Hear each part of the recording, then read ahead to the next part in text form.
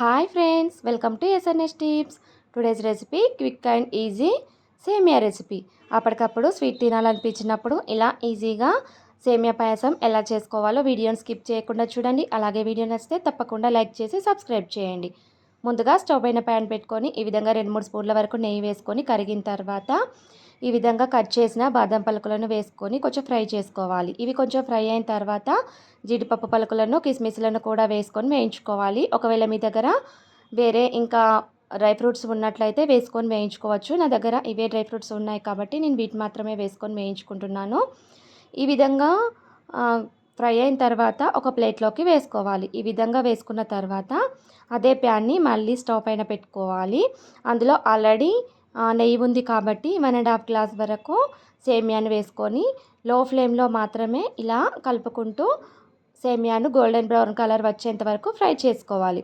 ఈ విధంగా golden brown colour వచ్చిన తర్వాత ఈ సేమియాను ఒక ప్లేట్లోకి వేసుకోవాలి. ఈ విధంగా వేయించుకున్న సేమియానంతా ప్లేట్లోకి వేసుకున్న తర్వాత అదే ప్యాన్ని మళ్ళీ స్టవ్ పైన పెట్టుకొని 1 గ్లాస్ వరకు వాటర్ని వేసుకోవాలి. ఈ విధంగా వేసుకున్న తర్వాత 1.5 గ్లాస్ సేమియాకి 1 గ్లాస్ షుగర్ అయితే కరెక్ట్గా సరిపోతుంది క్వాంటిటీ. ఈ విధంగా షుగర్ని వేసుకొని కరిగించుకోవాలి. ఈ విధంగా వాటర్ మరుగుతున్నప్పుడు మనం ముందుగా వేయించుకొని పక్కన పెట్టిన సేమియాని ఇందులోకి వేసుకోవాలి. ఈ విధంగా వేసుకున్న తర్వాత హై ఫ్లేమ్లో బాగా ఉడికించుకోవాలి సేమియాని.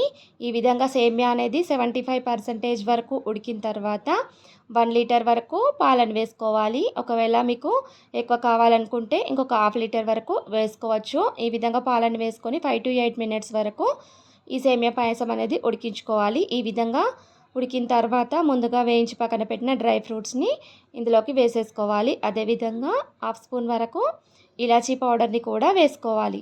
ఈ విధంగా వేసుకున్న తర్వాత స్టవ్ ఆఫ్ చేసుకొని బాగా మిక్స్ చేసుకోవాలి. ఇలా మిక్స్ చేసుకున్న తర్వాత మూత పెట్టకుండా ఒక 5 మినిట్స్ వరకు ఇలానే వదిలేయాలి. ఇలా మూత పెట్టకుండా ఉంచడం వల్ల సేమియా అనేది మెత్తపడకుండా మనం చేసుకున్న విధంగానే అలాగే ఉంటుంది. ఈ విధంగా 5 మినిట్స్ తర్వాత బౌల్లోకి సర్వ్ చేసుకోవాలి. ఈ విధంగా సర్వ్ చేసుకుంటే సేమియా పాయసం రెడీ అయిపోయినట్టే.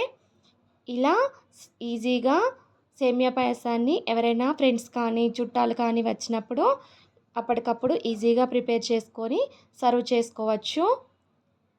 ఈ సేమియా పాయసం వీడియో మీకు నచ్చినట్టయితే తప్పకుండా లైక్ చేసి షేర్ చేసి సబ్స్క్రైబ్ చేయండి. Thanks for watching.